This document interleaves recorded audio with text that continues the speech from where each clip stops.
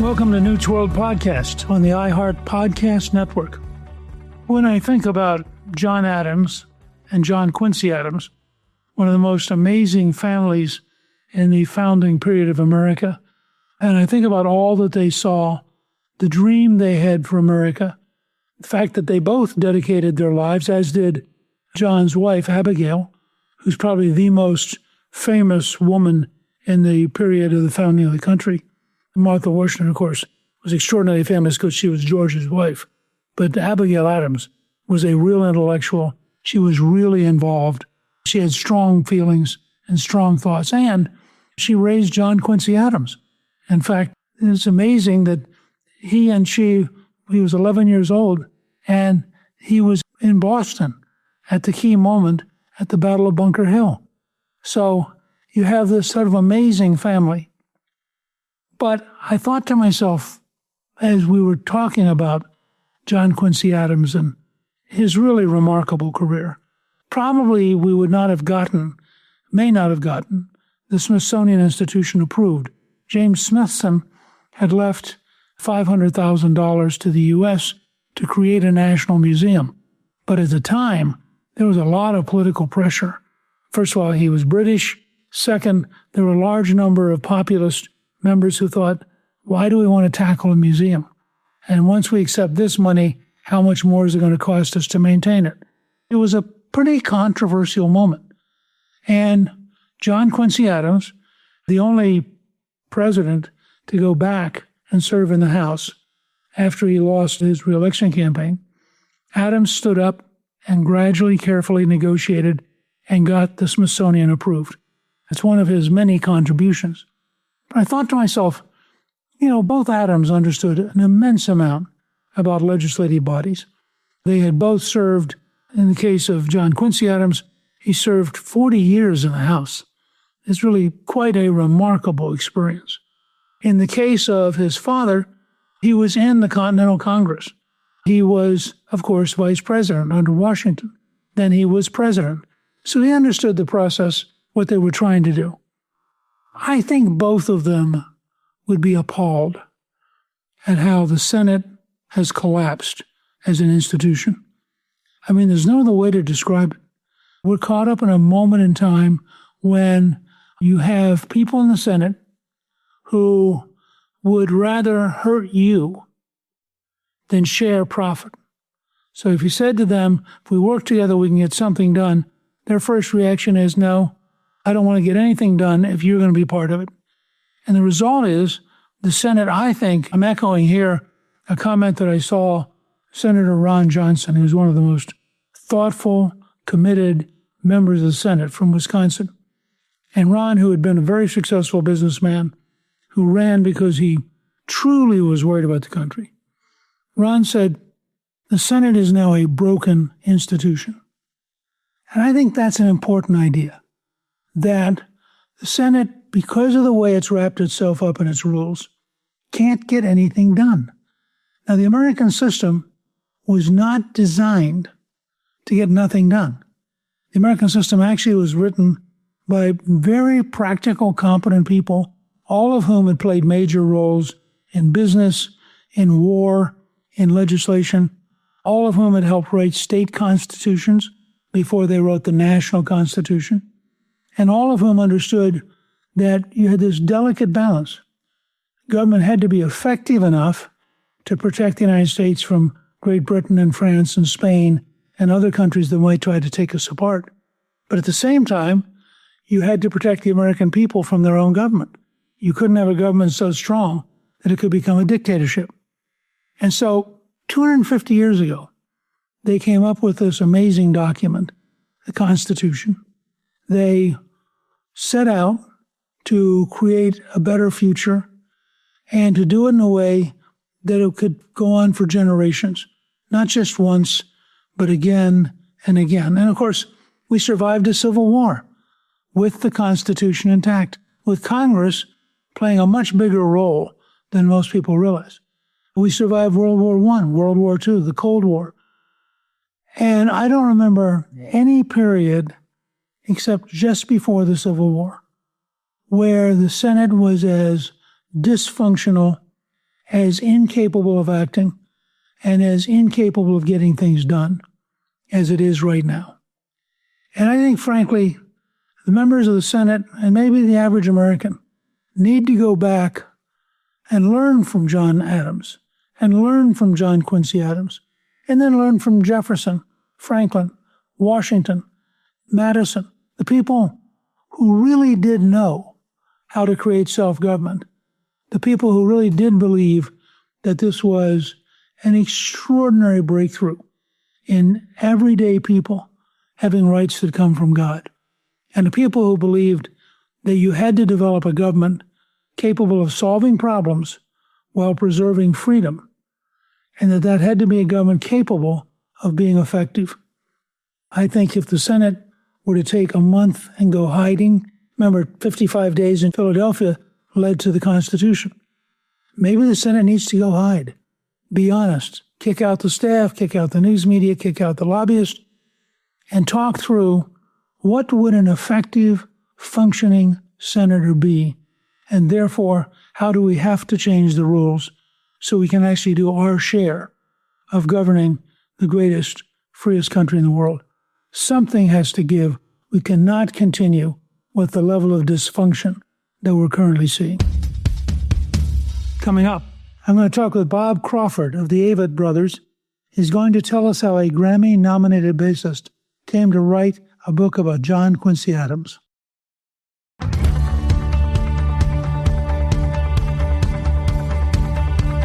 I'm pleased to welcome my guest, Bob Crawford.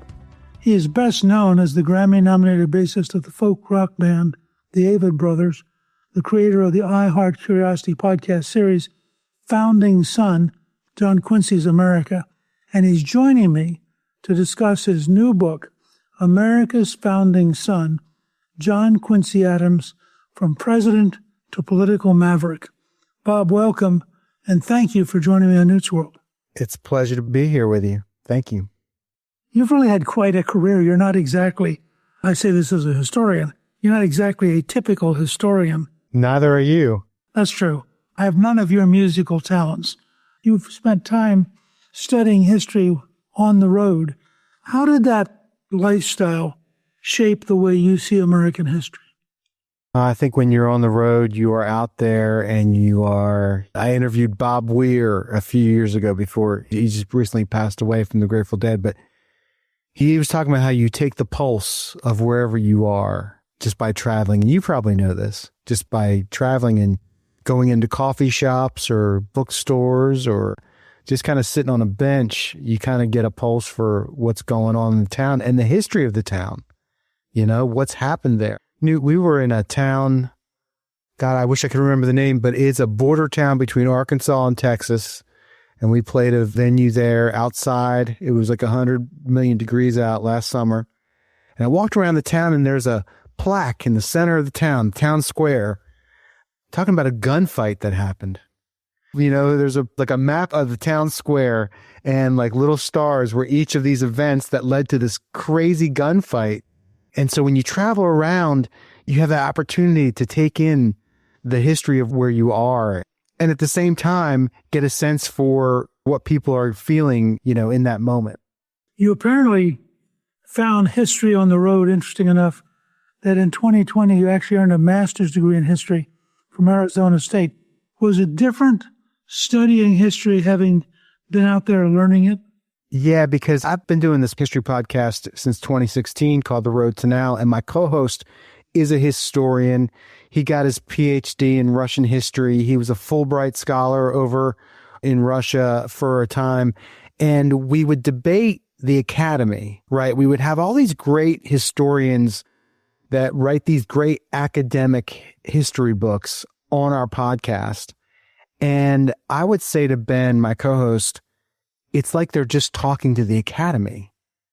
They write these papers. They spend a decade to write a great paper that we should all be reading. But it's so dense and it's in such a format that the only people who are reading it are already in the academy. And the people who need to be reading it, their work that they put so much time into and it is so valuable, is the American public. And so when I went into the academy, when I studied like the science of doing history, it was a way of becoming sensitive to that. It allowed me to understand why that is, right? Why do historians typically write the way they do? And you only understand that by going through the paces and being trained as a historian. When you think about it, on the musical side, you had to be a popularizer to be successful. People had to have an ability to access your music. To what extent has that understanding of the audience shaped how you communicate history? Right. You got to take it to the people. Like when we started our band, there was 3 of us in a van, upright bass, banjo, guitar, vocals, and we got in that van and we just would go play for people. Sports bar, wine bar, street corner, didn't matter. Punk club, punk rock club. And that's the way I look at history. That was the whole point of The Road to Now, is taking our love for history and giving it to the people. And that's the point of this book I wrote. I tried to write it in a way, well, I pitched it, Newt, as a beach read to a publisher. I said, this is a history beach read. It's not a 750-page historical cradle to grave. No, this is a story of something that happened in history, John Quincy Adams from 1820 to 1848, and I'm going to do it in 350 pages or less. And that is a way, and I think the language I use to write it is a way of bringing people into the story. You got to tell the story in a way that people are going to understand and be entertained. You said that, quote, history is driven by people, and people haven't changed since 1776. What do you mean by that? Like here, you and I are thousands of miles away from each other, and it's like we're in the same room. So technology has advanced in ways that we can't quantify. But the human heart, a person's ability to do irreparable harm to another person, or their ability to be redeeming and do good for another person, like that aspect of humanity has not changed one little bit. The people that were in Congress and lived in 1820s, 1830s, 1840s are exact same people who are in Congress in 2026. History doesn't repeat. Like people say, those who don't learn from the past are doomed to repeat it. Maybe. People say history repeats. Yeah, in some ways. Mark Twain is attributed with saying history doesn't repeat, it rhymes. Sure, but why? Because people, it's not a history thing. It's not like the same things happen over and over again. Things are always a little different. You know that. But the people who are making the decisions and who are doing the things or reacting to the things are virtually the same as far as their heart and their souls as the people that have come before. You chose somebody who I think is one of the most amazingly complex and unique people in American political history, in John Quincy Adams. Why did you pick the son and not the father? We try to measure our historical figures by like the greatness of the highest achievement they obtained. And so like he was president. So therefore we should judge him on his presidency, right? Wrong. What makes John Quincy Adams, I think, every bit as fascinating as his father and every bit as worthy of study and research is that he is our greatest public servant. He's our greatest public servant. He lived a life in 3 acts.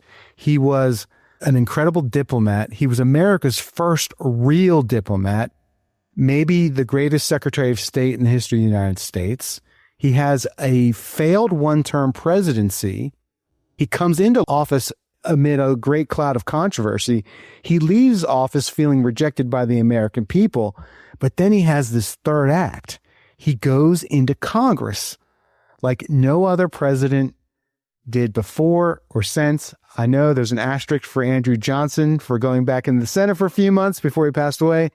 Adams is in Congress for 17 years, and it's in Congress bringing the wealth of experience of being John Adams' son, being an eyewitness to the Battle of Bunker Hill, being in Paris with his father during the Revolution, being a diplomat appointed first by George Washington, negotiating the Treaty of Ghent, negotiating the treaty that brings Florida into the Union, being a president. He brings all of that into Congress, all that experience and wisdom.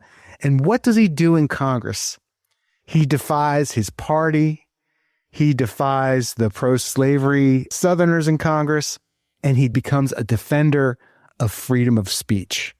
That's not the whole story, Newt. I could go on from there, but that is why he is worthy of this book and many others. From my perspective, it is John Quincy Adams who actually paves the way for Congress to accept the grant from James Smithson.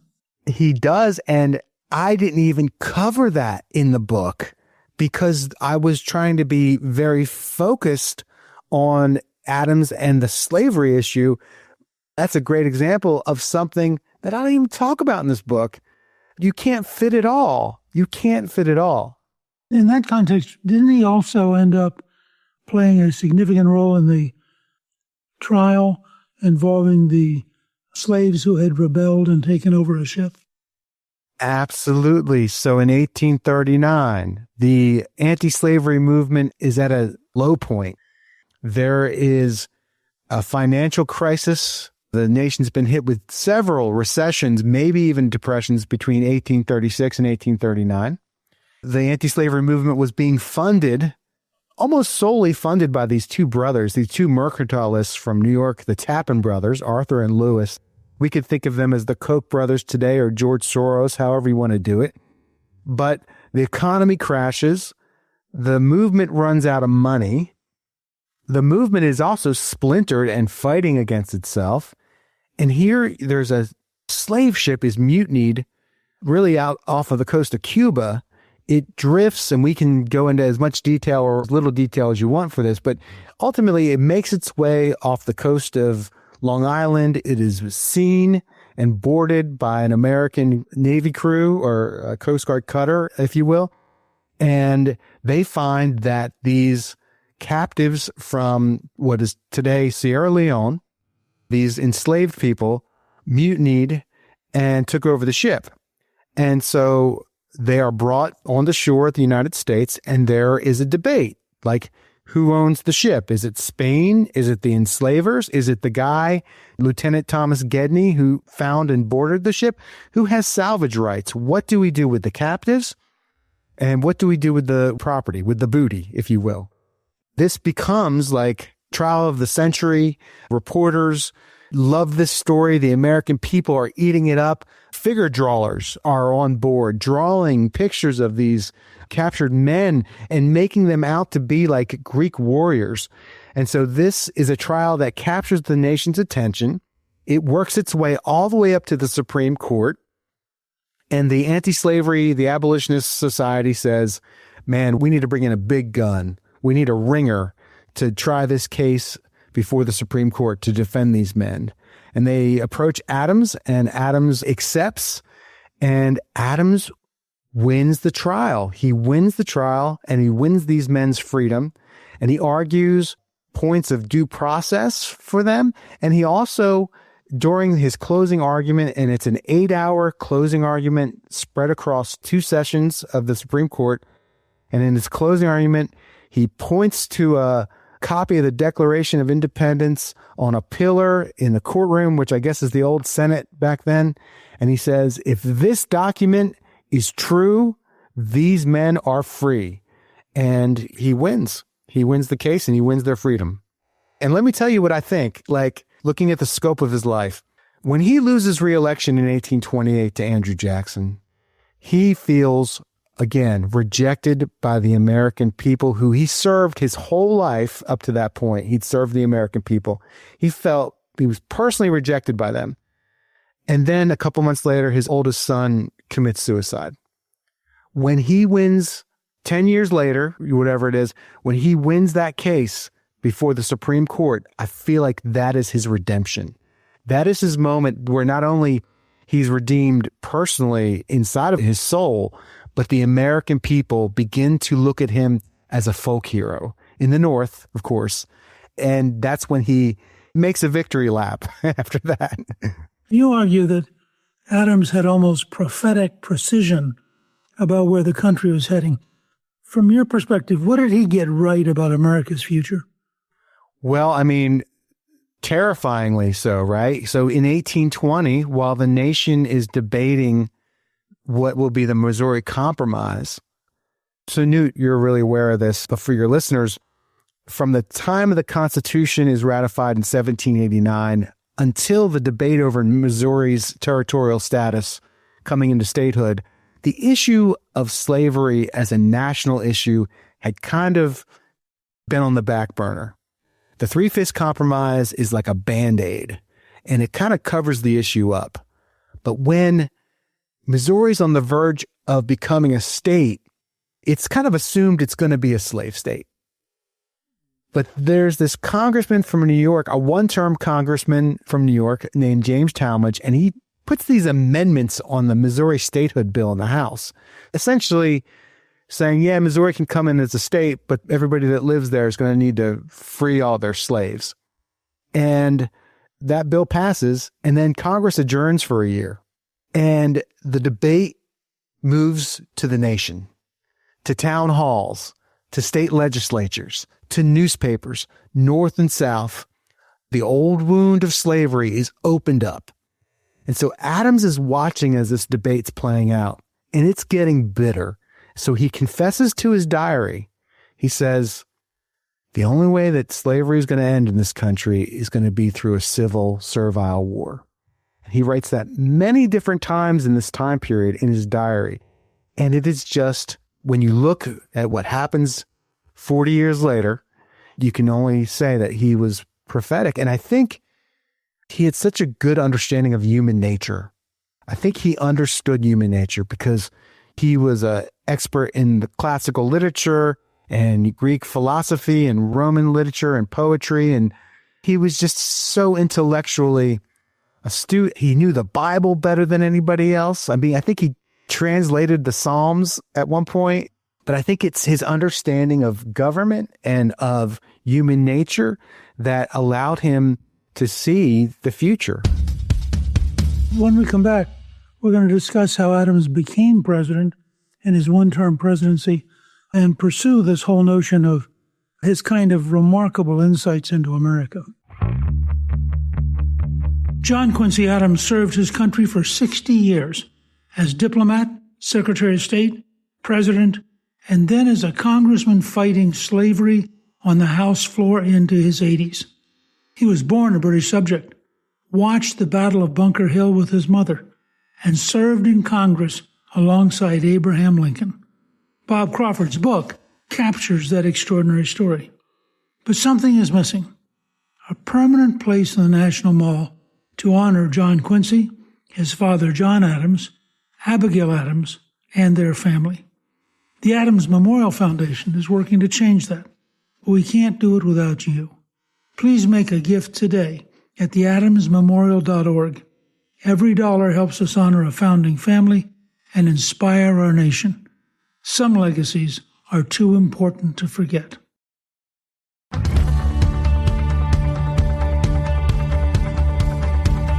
How different were elections back then in terms of campaigning, messaging, voter engagement compared to today?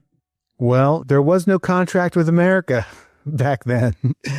You didn't campaign. Let's take 1824 as an example. It was respectful that you stayed in your own corner and you let your people do the arguing for you, right? You had newspapers. We talk about fair and balanced, then we talk about polarized media. Everybody in the 1820s, 30s, 40s, 50s, it was all polarized media. It was all biased. If you were a candidate, your party or friends of yours had newspapers whose job it was to promote why you should be president or congressman or senator and why the other guy should not. And this is where it starts to get dirty, 1824, 1828. So you didn't so much campaign for the presidency, but you stood for the presidency. And in Adams' case, he was Monroe's Secretary of State. And that position of Secretary of State, in this time in American history, was the position from which you were most likely to ascend to the presidency. I've always been fascinated by this because of the way it worked out. So walk us through just for a minute. You have a remarkable election with a very strange outcome. Newt, I think it is the oddest, most remarkable election in our history. And there's a couple others probably in the 1870s and 80s we could talk about as well. But 1824, Monroe is finishing up his second term as president. And his presidency's defined by this phrase, the era of good feelings. The old two-party system was gone. The Federalist Party was no more. There was only the Democratic Republicans. And that was the party of Monroe, and it became the party of John Quincy Adams. And so when the election of 1824 comes up, who's going to run for president? Well, most of Monroe's cabinet is who's going to run for president. They're going to run against you. So, of course, John Quincy Adams, he was the Secretary of State. He was probably the establishment, probably the most favored candidate if you were looking a couple of years out. Then you had William Crawford, who was the Secretary of the Treasury. He viewed himself as part of the old Jeffersonian line, used the spoils of his office to gain political power. The Treasury Secretary had a lot of patronage to give out, and Crawford used that to his benefit. And I write in the book that Crawford was the heel of the cabinet. Adams in his diary says that Crawford is a worm from the inside preying on the innards of the administration. No love lost between those guys. And then for a minute, the Secretary of War, John C. Calhoun from South Carolina, he's running, but he quickly realizes that the field's getting a little crowded and he might just want to stand for vice presidency. And the reason why that Southerner John C. Calhoun gets out of the race is because of Andrew Jackson. And Jackson kind of comes from out of nowhere. He is the hero of the Battle of New Orleans. He's our nation's most beloved military general since Washington. And he is representing himself as a common man for the common man. He is the outsider. He is the populist candidate in this race. And then Newt, the Speaker of the House, Henry Clay, he's from Kentucky. He wants to be the first president from the West. Very ambitious. And he hates Jackson. Clay hates Jackson because Jackson's from Tennessee, and they have a long, bitter relationship. And those two men hate each other. So you really have four candidates. So when the votes are counted, no one wins a majority. But Jackson wins the popular vote, and he wins a plurality of the electoral votes. But based on the 12th Amendment, the vote goes to the House of Representatives, and the top three vote getters in the Electoral College stand for an election in the House where each state delegation gets one vote. And so it's Andrew Jackson, John Quincy Adams, and William H. Crawford. Clay cannot be president, but he can be kingmaker. And so his friends from Kentucky begin to visit John Quincy Adams and have conversations. And Adams will write kind of vaguely in his diary about this. He says, they came and we discussed men and things and events.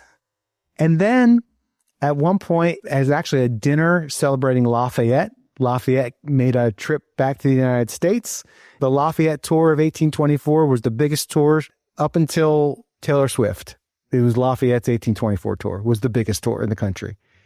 And they're at this big dinner, and actually all the candidates for president are at this dinner, but Clay and Adams are sitting next to each other, and they say, we're going to talk. And so they talk. Who knows what they really said to each other? The day of the vote comes. It's February 9th, 1825, a very cold and snowy day. Vote takes place in the House. The votes of Kentucky, which initially go for Jackson in the first round when the people voted, right? Now the votes of Kentucky go for Adams. They are faithless electors. And Adams wins 13 votes outright, and he wins the presidency. Immediately, cries from the Jackson camp: corrupt bargain, stolen election. What does Adams do a few days later? He elevates Henry Clay to be his Secretary of State, which is seen as the stepping stone to the presidency. And this, Newt, dooms the Adams presidency. As Steve Bannon would say, kills it in its crib. Adams never achieves anything of substance. He is a minority president. He doesn't even hand out patronage to his own supporters because he believes it's beneath the office to do so. And so he's really a man without a party. And Jackson and Jackson's men are just building their case for 1828, where Jackson will defeat Adams handily. The Jackson people were relentless and ruthless. In Adams's first annual message to Congress, what we would think of today as the State of the Union, he's laying out his agenda, and he wants federally funded roads, bridges, canals. He wants infrastructure. He wants a naval academy. He wants a national university, which was Washington's dream. And he wants the government to pay for it. And he knows people don't want to spend their money on this, especially in 1824. So Adams says to the Congress, we cannot allow ourselves to be palsied by the will of our constituents. He's basically saying, hey, Congressman, doesn't matter what your constituents want. I know best, and this is what we should do because it's good for us. It's good for the country. Well, that goes over like Adams called half the country a basket of deplorables. And Jackson immediately jumps on it. Like a week later, he writes in a letter to someone that we should be palsied by the will of our, like they just pound that. They just pound it over Adams's head for 4 years, and it kills him. Part of it, of course, because he is a very sophisticated guy, Adams proposes an observatory. Lighthouses in the sky. The Jackson people go all across the West saying, do you notice how you can look at the sky for free? Well, Adams wants to charge you. It's a great campaign. In 1828, I was reading one newspaper doing this research, and it's a Jackson paper, and they're going, yeah, Adams, he's so smart, but do we need a professor? We don't need a professor in the White House. We need a military man. We need Jackson, a man of the people. Anyway. It was probably in some ways the first great populist campaign. When we come back, I want to talk to you a little bit more about Adams in his congressional years, but also the remarkable thing he did just in keeping a diary, which has turned out to be invaluable. So we'll pick that up when we come back.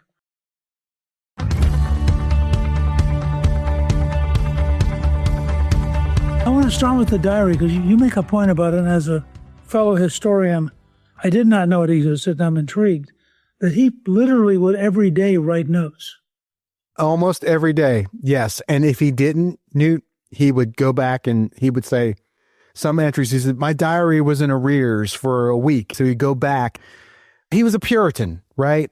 And he had so much guilt inside of him that if he didn't keep his diary every day, he would really be critical on himself. And so, yes, he keeps this estimated at 14,000 pages. He starts it as a teenager, and it essentially goes until his death at the age of 80. We can all read this. It's online. It's at primarysourcecoop.org, primarysourcecoop.org. Massachusetts Historical Society set this up. It's a database. So you can read his diary. You could put in the day, the year. You could put in Henry Clay, and all of the entries with Henry Clay come up. I just want to let everybody know that it's available for all of us. That which is, again, part of the modern world. It's amazing now how much information can be made available. But I'm curious, here's this guy who's sort of a perfect elitist. I mean, as you pointed out earlier, he goes to Europe at 11 years of age. He's hanging out. He's fluent in many foreign languages. He has a remarkable diplomatic career. How did he convince the people of Massachusetts to keep him in Congress? Well, he was a former president, and I think he had a lot of respect, even amongst his people that didn't agree with him. I think he brought the gravity of the presidency everywhere he went after his presidency. It did get tighter. There are years there where they redistrict. And at one point, Newt, and you may be able to talk about this better than I, the Congress contracts at one point, doesn't it? It shrinks a little in the 1840, around there. He starts out as the representative for the Plymouth district, and then the lines get redrawn.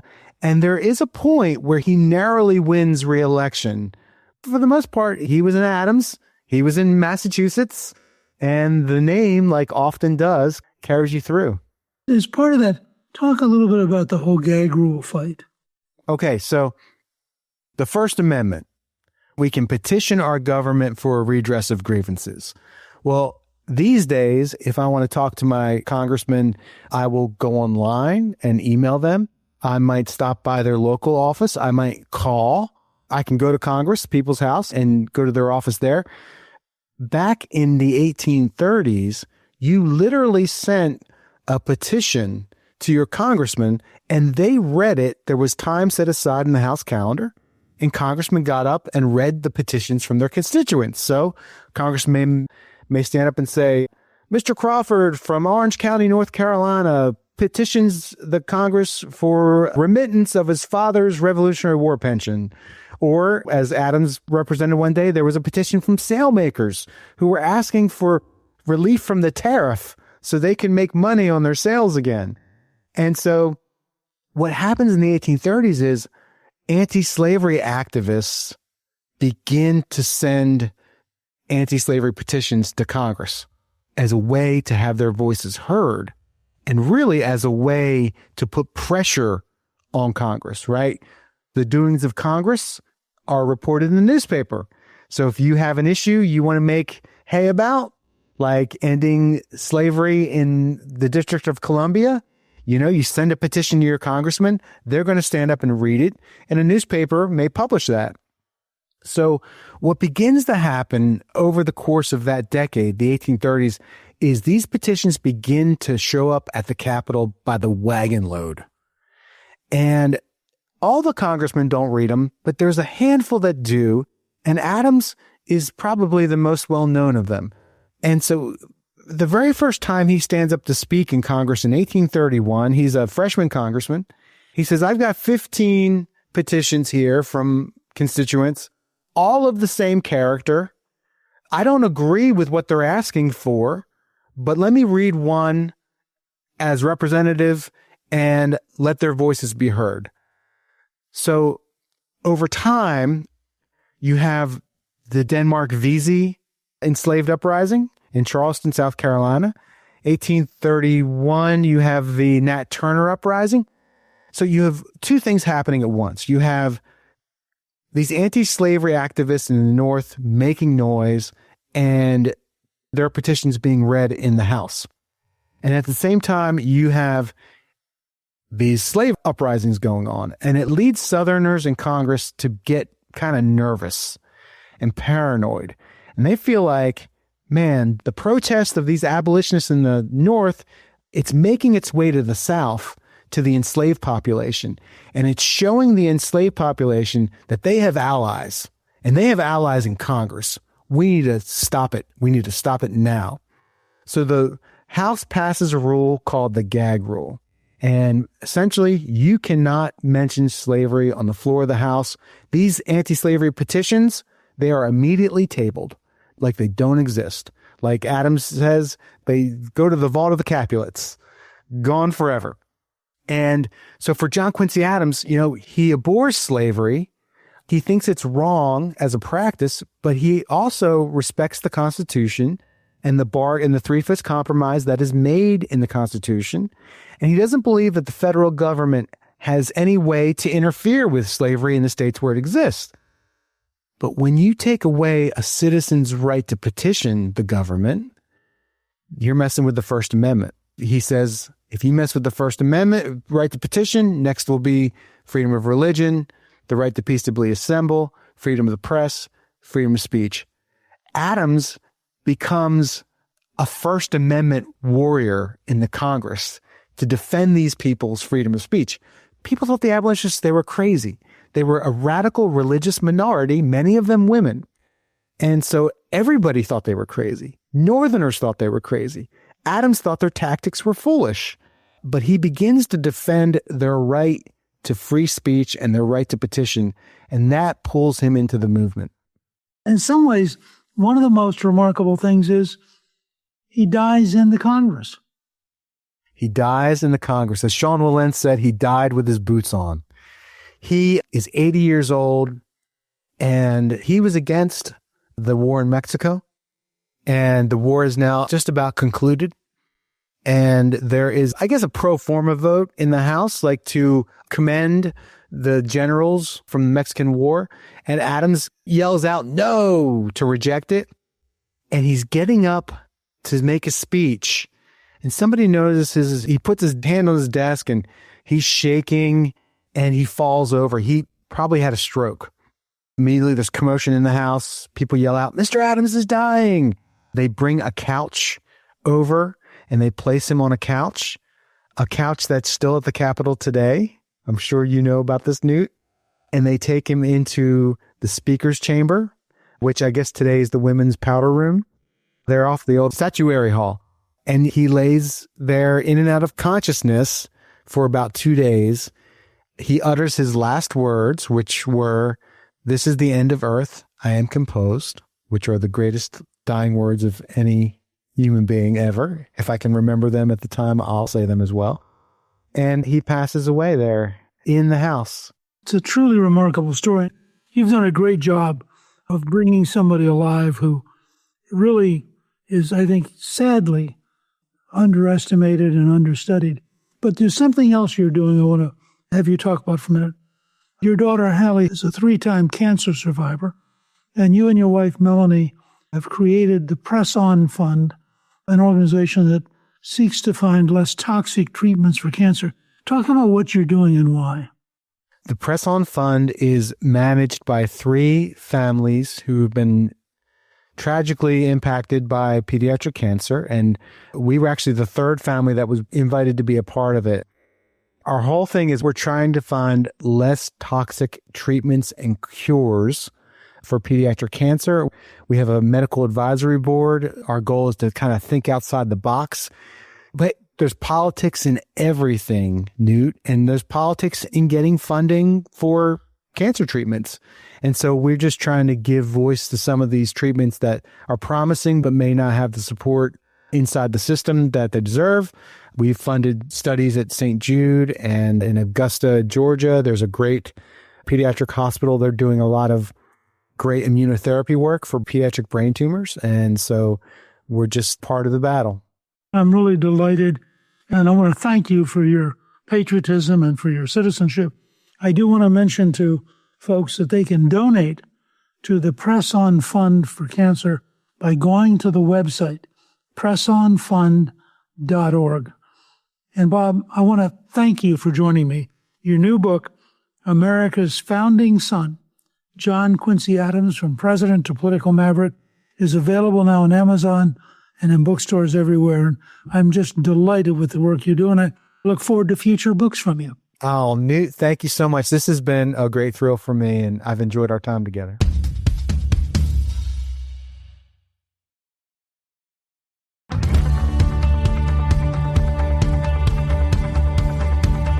And now, I'm pleased to introduce a new segment to Newt's World, where I answer listeners' questions. To ask a question, please email me at newt@gingrich360.com. Logan from Binghamton, New York, home of the Speedy Sandwich, asks, China has been conducting more aggressive movements near Taiwan.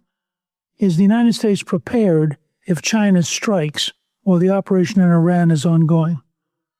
Well, Logan, I think it'd be fair to say that we'd be stretched very thin, but that we would still have enormous capability, and that with the new Japanese Prime Minister having moved very aggressively to shift the Japanese defense system towards containing China, that it would be a very high risk for the Chinese communists to try to invade Taiwan. And as you may know, the Director of National Intelligence said publicly the other day, we have no indications of China trying to move aggressively against Taiwan in 2026 or 2027. So my guess is, for the moment, we can afford to focus on Iran and then see what happens. Annabelle from Dallas, Texas asked, I don't understand why Democrats are so against the SAVE Act that would help secure our elections by only allowing United States citizens to vote. I have to say, it is, to me, crazy that the Democrats are opposing the requirement that you prove who you are. We do this to get on an airplane.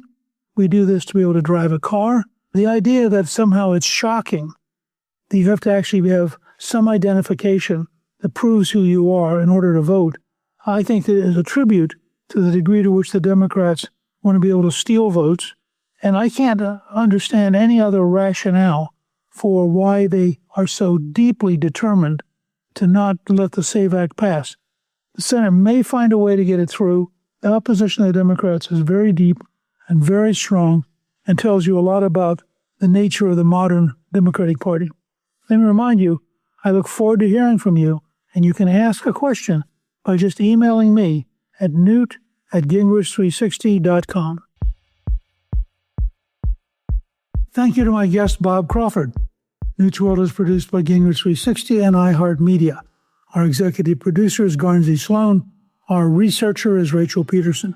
Special thanks to the team at Gingrich 360. If you've been enjoying Newt's World, I hope you'll go to Apple Podcasts and both rate us with 5 stars and give us a review so others can learn what it's all about. Join me on Substack at gingrich360.net. I'm Newt Gingrich. This is Newt's World.